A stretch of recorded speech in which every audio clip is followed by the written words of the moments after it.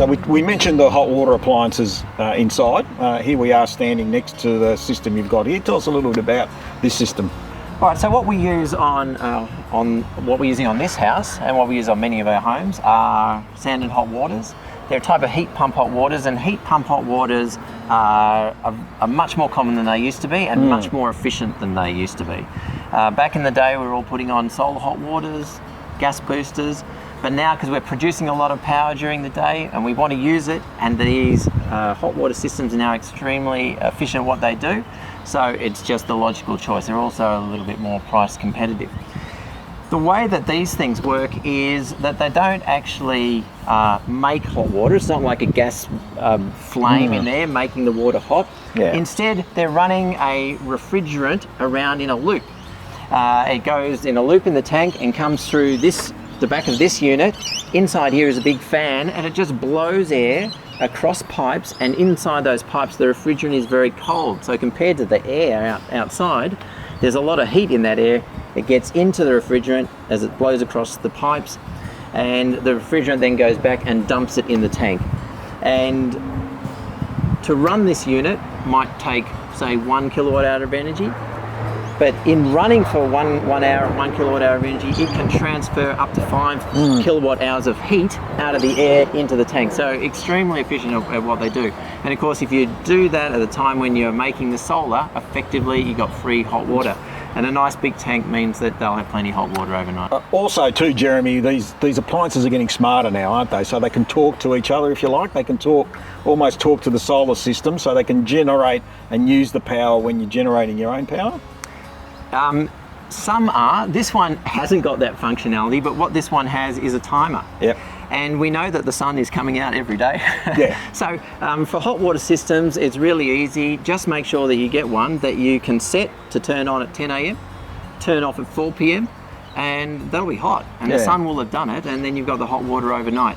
But you are right, there are smarter systems that can start controlling the loads inside the house. But I may be a little bit of a Luddite, but I like to just get the owners involved and just tell them this at handover, just say, whenever the sun is up, you know, that's your trigger point to say, oh, I'm making a lot of power on my house.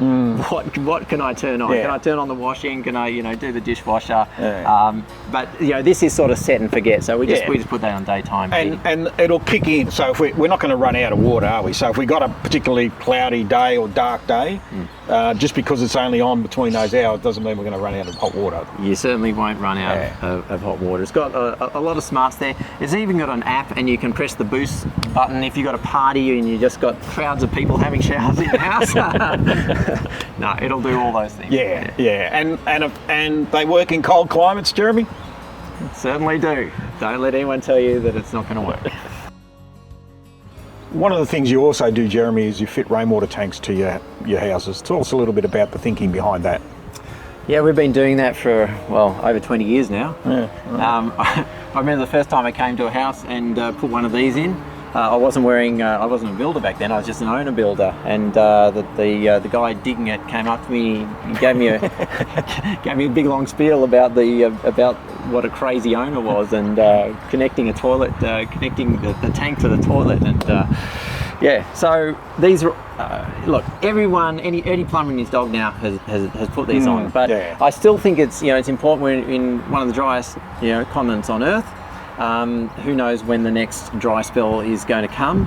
We shouldn't be using our precious water just for flushing down toilets. So there's a 7,000 litre tank. All of the roof is connected. You can see 2 downpipes coming down there, but we've also got the downpipes from the other side of the house in a charge system that come out and dump into this tank as well.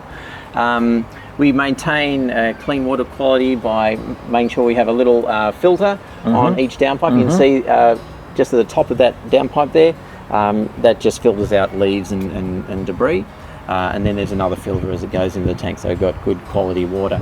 And the really great thing about these tanks and the pump system that goes with it now, it's completely plug and play, set and forget. Once the water goes down, it just automatically changes onto town's water. The people inside, the owners, they won't even know. No, they won't even know. No, don't have to think about it. They don't have to think about it. All they know is that their water bill is really low. Yeah.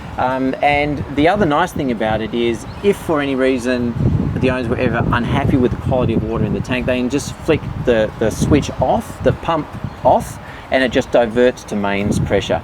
And also if there's a blackout, we'll just divert to mains pressure. So yeah, it's a fantastic system. We should all be putting them on. Yeah, and look, the other benefit of them is too about the surrounding environment as well. You know, so they reduce the issue of massive stormwater input to drains and waterways that are around us as well. So they tend to control the flow of water through those areas as well. Yeah, that's a really good point, especially here. This is a new development. Yeah. And every time we do a new development, we're putting a new development onto an old system, right? Yeah. And so anything we can do to maintain water on site, really, you know, from a social point of view, you know, we should be thinking about that as well. Yeah, Good point. yeah.